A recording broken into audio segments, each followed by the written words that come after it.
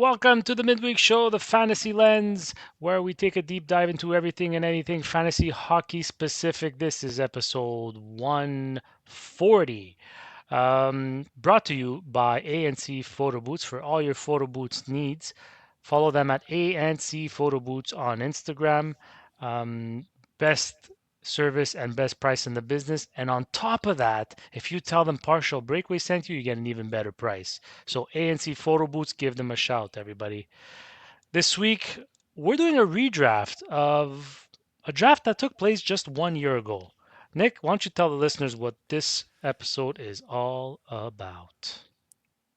Perfect, Junior. Well, this episode is about Corey Pronman's article on The Athletic, where he's evaluating the top players from the 2025 draft class at the mid-season mark. So it is a little bit early to be doing a redraft for this class. Like, let's call a spade here.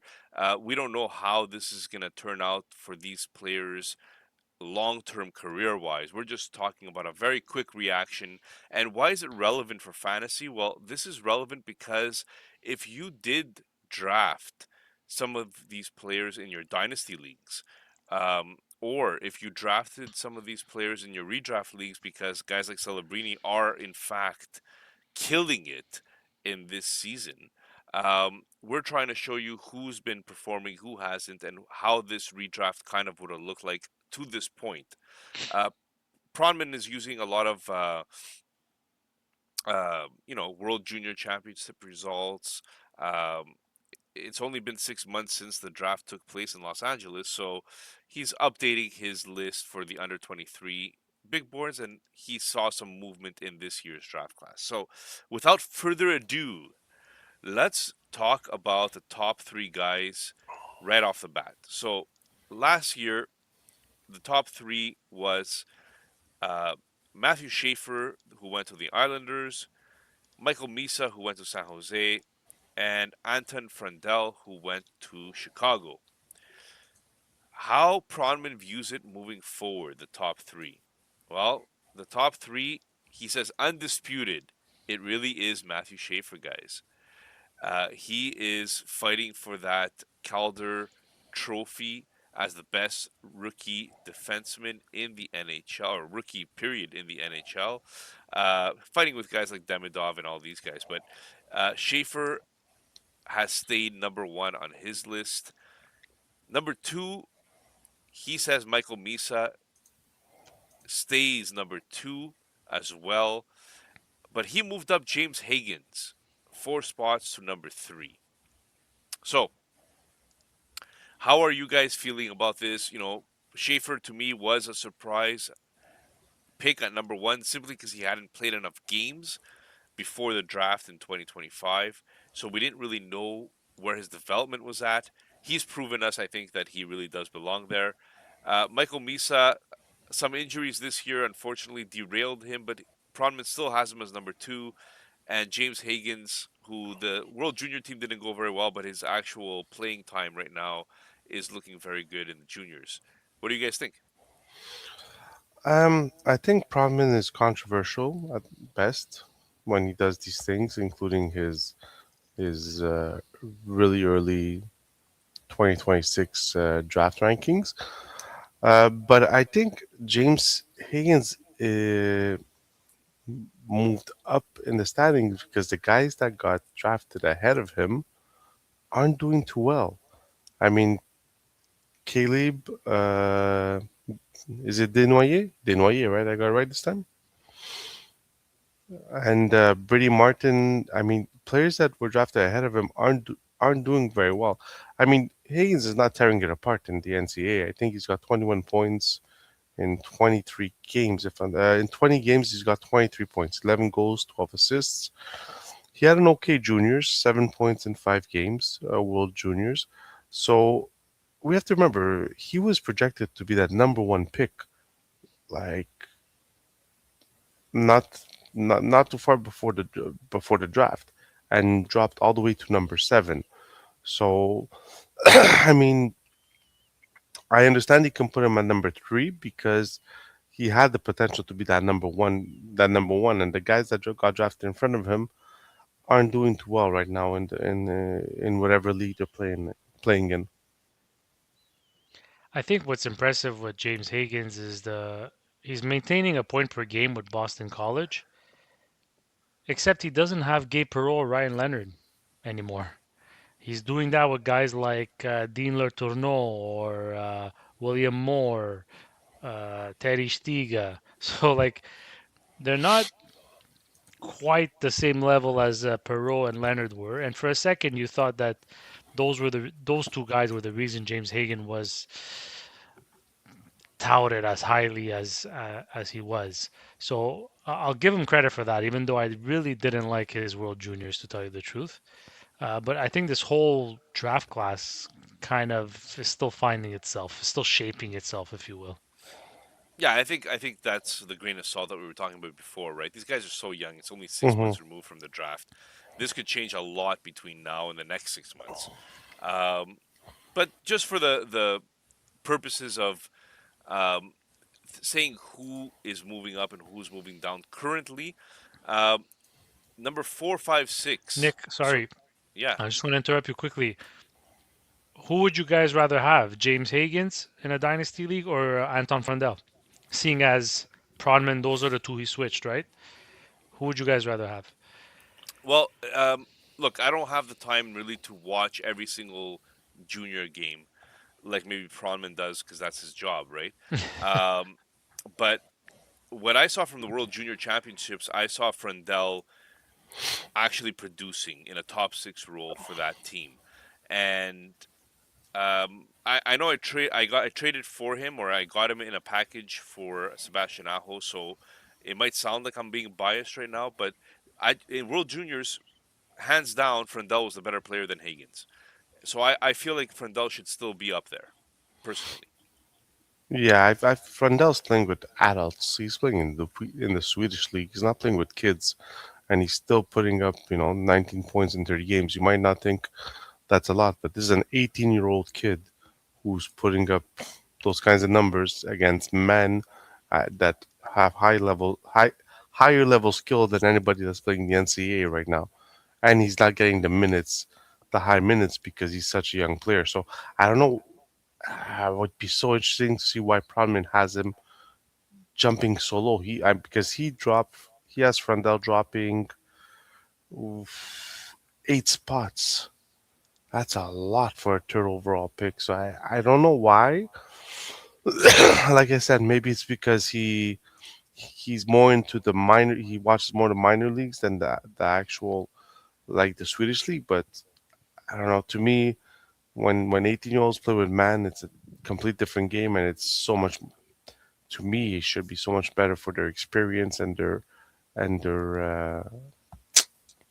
oh man, what's the word I'm looking for? Development? Yes, their development. Okay, let's talk about 4, 5, 6 here.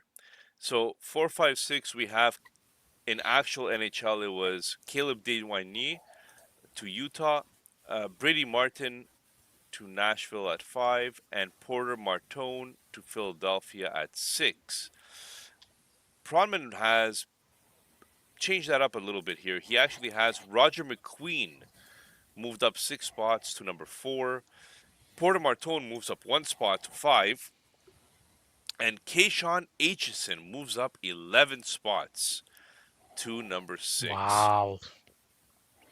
Um, I think McQueen, the story with McQueen at the draft, and I'm just going to talk a little bit about the storylines because I remember doing the draft for, what was it, 4 hours long. Me and listener Bats, who co starred that episode, live on YouTube, by the way. Like and subscribe.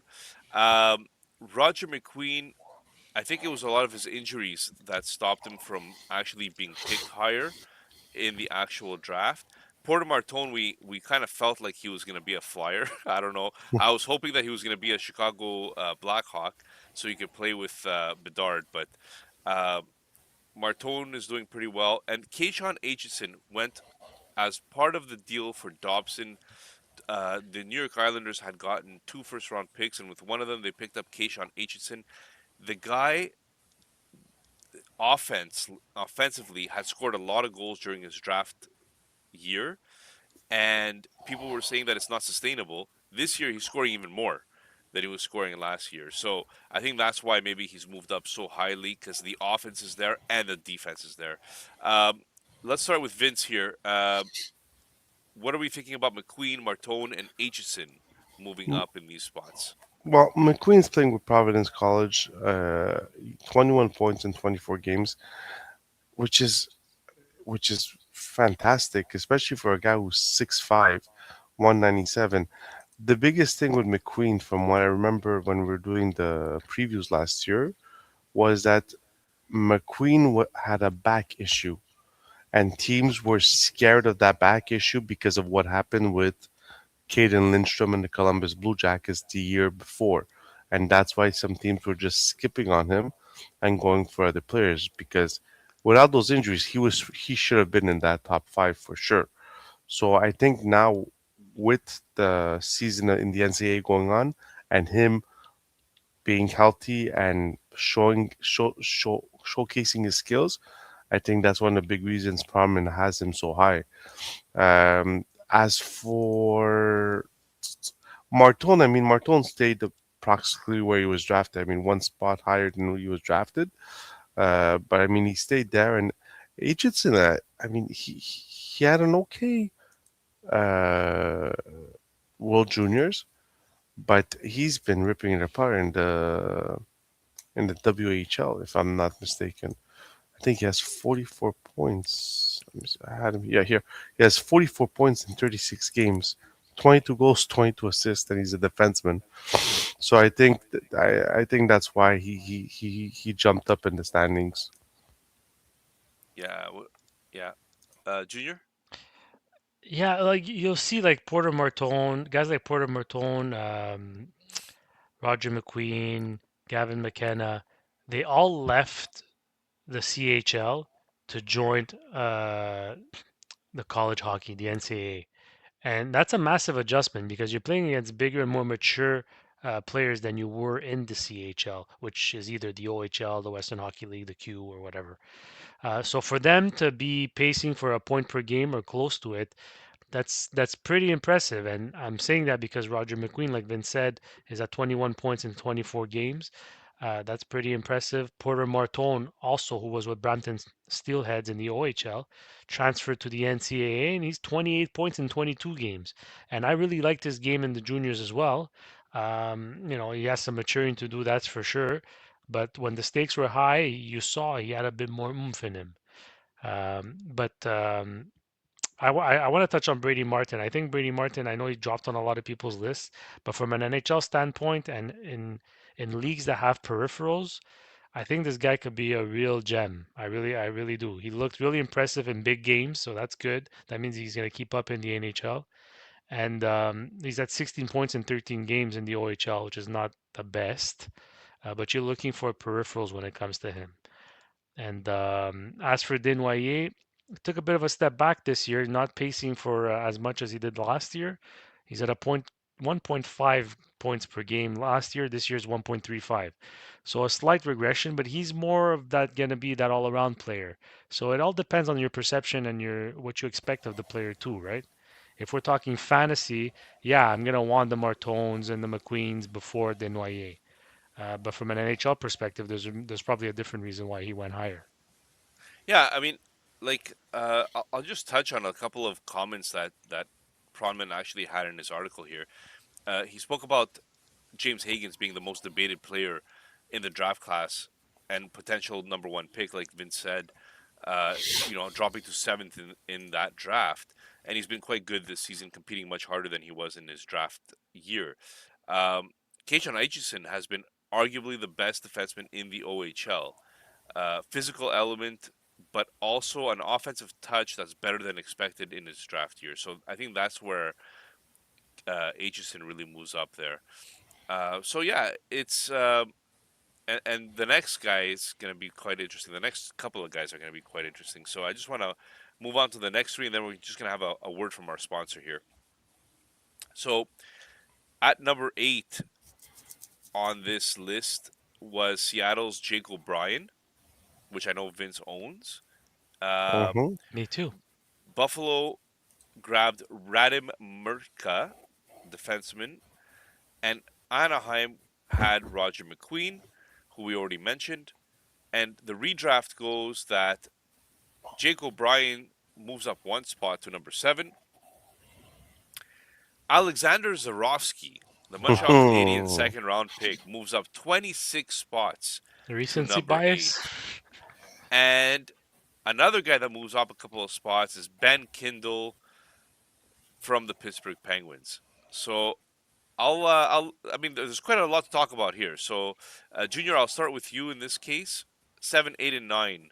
Jake O'Brien, Zarovsky, and Kindle during this redraft 2025. The Jake O'Brien, like I really like Jake O'Brien. The one thing I'll say in terms of a caution is that he's a playmaker. He's not a goal scorer. So most leagues they do count goals for more, as we say all the time. So he really needs to be like a point per game player and really for him to really have an impact, which I think he can be. I think he's in a team that really needs him. They really lack some offensive deployment, some offensive spark. I think him and Berkeley Catton could be a dynamic duo down the middle. The only thing is that they're pretty small. So yeah, I really like Jake O'Brien at number 7 there. He didn't move up much, but he's staying status quo. As for Jarofsky, another caution I will do because he is looking great. He looks like he's putting up a lot of numbers. But there's a lot of people comparing him to Ivan Demidov, and there's reports out there now coming out saying like, don't start comparing the two. These are two very totally different players, and Jurovsky is even though his stats are good, does not. They don't expect him to be anywhere close to the caliber of a Demidov. So. Those are the two things I wanted to say in terms of they're very good prospects. I like the way they're ranked. I like where they're heading, but I do want to throw a little bit of caution to the wind. Yeah, like Jake O'Brien, like Junior was saying, he is a playmaker, and the one who's benefiting this year is Marik Vaneker, who got drafted by Chicago, if I'm not mistaken, last year, and he's at 34 goals, and Jake O'Brien's at 41. So I think this might be that sentiment that Seattle was is looking for. From Beniers to right, he might be the one that actually has the most potential out of those three, or the greater potential out of those three. Vince, I Um, just want to interrupt you because I said he was small, but he's actually 6'2", so he's not that no, small. Jacob right now is not small. And as Jurowski, look, this he was a second round pick from the Montreal Canadiens. He's playing. He's not playing in the the KHL minor league, like the affiliate of the KHL, which is the AHL here. He's playing in the KHL. Has 35 points in 41 games. At just 18 years old, he's breaking all kinds of records. But I still think we need to temper our expectations over here. He was second round pick. He might be a late bloomer. Late bloomer. He's 18, but a late bloomer. So I mean, it's right now he looks like he can fit in Montreal's top six for Yeah, sure. It so just we still have to give it a bit more time. I don't think Montreal's going to go out there to Russia and try to get him to come overseas right now. Yeah, so according to Pronman, Zarovsky's rise is really because he's playing with adults in the Hmm. KHL and still producing the same way that he was while he was in the junior leagues. His skill levels stood out as a junior, uh, but has seamlessly transitioned into pro hockey, and he looks like a premium prospect that's more like a top 6 player in the NHL rather than a second round pick that he was 6 months ago. So interesting words there from Pronman. You guys should read his article. It's actually pretty decent, and it's not that long actually. Um, I'll touch on Kindle because neither of you actually talked about him at all. One of the big, according to Pronman, he's defied the odds. He was the number 11 pick, jumped into the NHL right away and became an immediate contributor for Pittsburgh, despite concerns about his size not being truly elite and not being a truly elite skater. Um, he has great skill, hockey sense, and motor has allowed him to translate his game instantly to the NHL, competes hard on every shift, and processes the game faster than his opponents. He projects as a quality top 6 forward who drives play and makes his teammates better. So, again, pretty high praise for Kindle, who had gone to Pittsburgh as the 11th pick, and Pronman has him now at 9, moving up 2 spots. So before we move on to 10 to 16, I'm just going to do a quick word from our sponsor here. It is DraftKings and the jaw-dropping moments that make hockey hockey. Experience them all with DraftKings Sportsbook, an official sports betting partner of the NHL. Missouri listeners, listen up. DraftKings Sportsbook is now live in the Show Me state. New customers, this one's for you. Bet just $5, and if your bet wins, you'll get $200 in bonus bets instantly. Download the DraftKings Sportsbook app and use code THPN. That's code THPN to turn $5 into 200 in bonus bets if your bet wins. In partnership with DraftKings, the crown is yours. Gambling problem? Call 1-800-GAMBLER. In New York, call 877-8-HOPE-NY or HOPE-NY 467-369. In Connecticut, help is available for problem gambling. Call 888-789-7777 or visit ccpg.org. Please play responsibly. On behalf of Boot Hill Casino and Resort Kansas, pass-through of per wager tax may apply in Illinois. 21 plus age and eligibility varies by jurisdiction. Void in Ontario. Restrictions apply. Bet must win to receive bonus bets, which expire in 7 days. Minimum odds required. For additional terms and responsible gaming resources, see dkng.co/audio. Limited time offer. Copyright 2025 NHL. All rights reserved. All right, guys. I need a glass of water after that.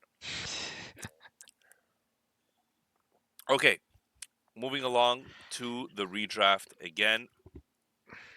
We have spoken about our top 9 redrafts, right? I did the top 9 here. I don't know. You're hosting it. Oh, yeah.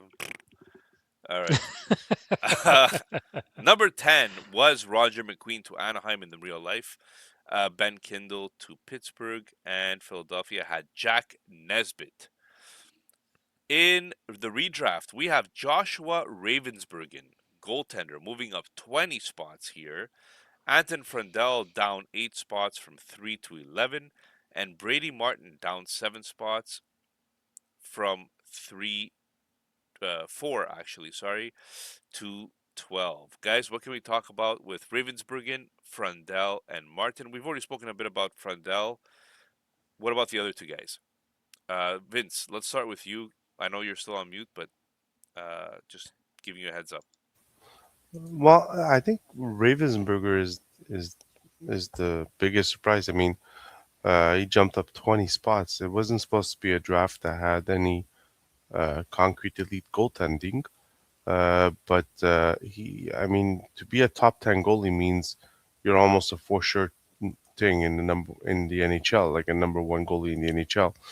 And in the WHL this year, I mean, his stats are decent. 9 wins, 9 losses. And sorry, 19 wins, 9 losses. Save percentage 0.916, which is really good, and goals against of 2.67. He's a 6'5" goalie, so he's still developing in his body, I'm guessing, 195. Taller goalies always take a little more time to get coordinated and stuff like that. But I mean, for him to be classified as number 10, I think it's great news for San Jose.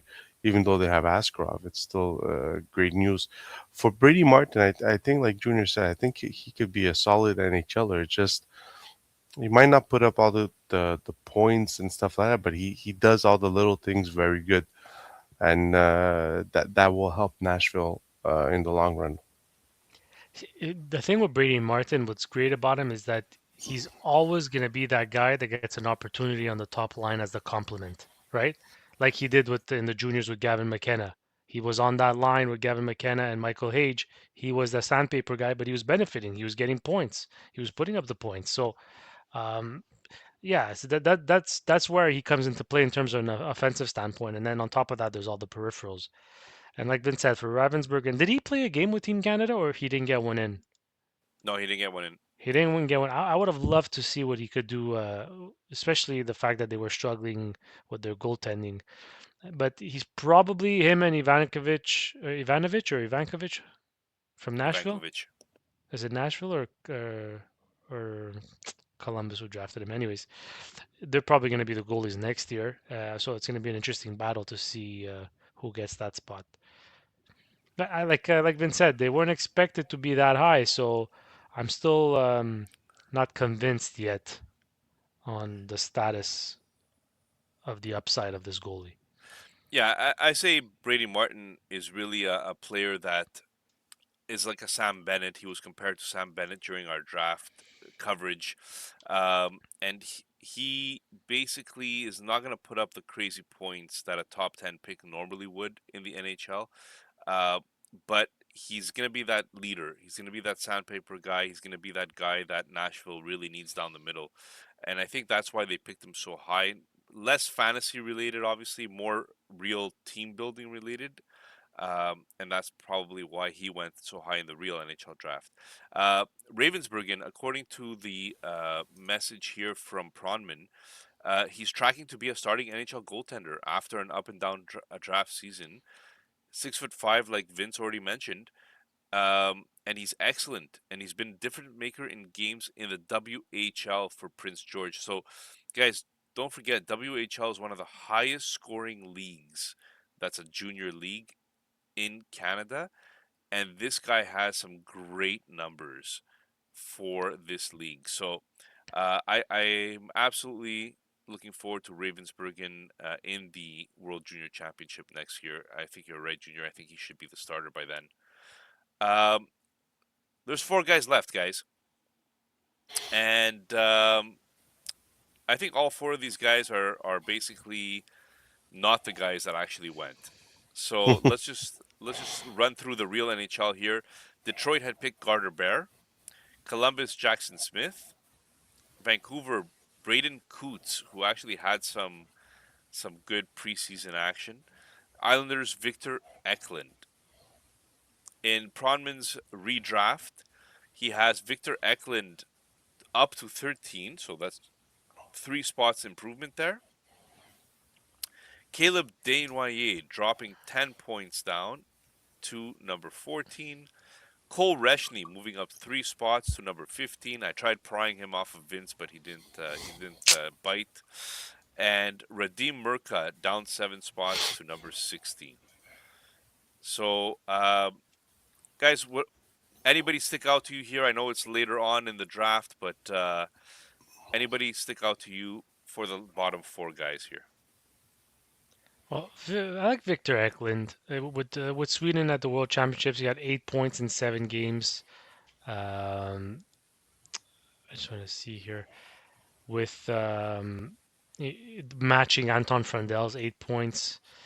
So he didn't have the pedigree Anton Frandel had, but still managed to stand out. And he also plays with him with I'm gonna say this wrong. Djurgårdens in Sweden. Did I say that right? So Actually, Anton that's very Frandel. well said. Thank you. Very well said. Eklund and Frandel do play together in Sweden too, and Frandel has 19 points and Eklund has 13. It's still a nice showing for a young guy to play in a men's league, and especially someone with not the pedigree of a Frandel. Frandel has 13 goals, by the way, in that league, but only 6 assists. Eklund is more of a playmaker type, 1 goal and 12 assists. So I really like Victor Eklund. I think the transition from the Swedish Elite League to when he makes the NHL should be a seamless one, I think. Vince, any thoughts?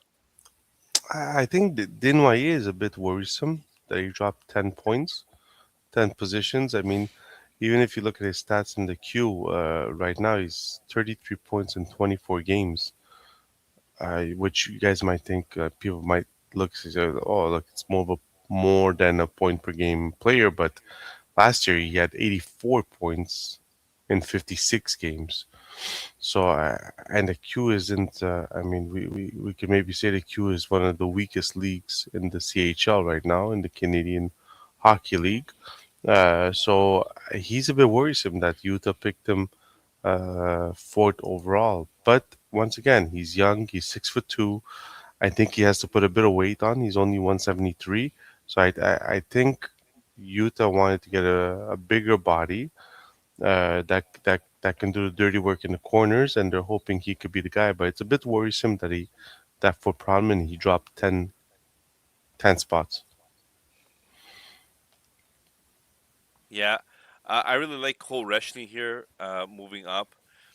Um, he was quite impressive, I think, in the World Juniors. He looked like he belonged. He looked like he was creating plays. I really enjoyed that.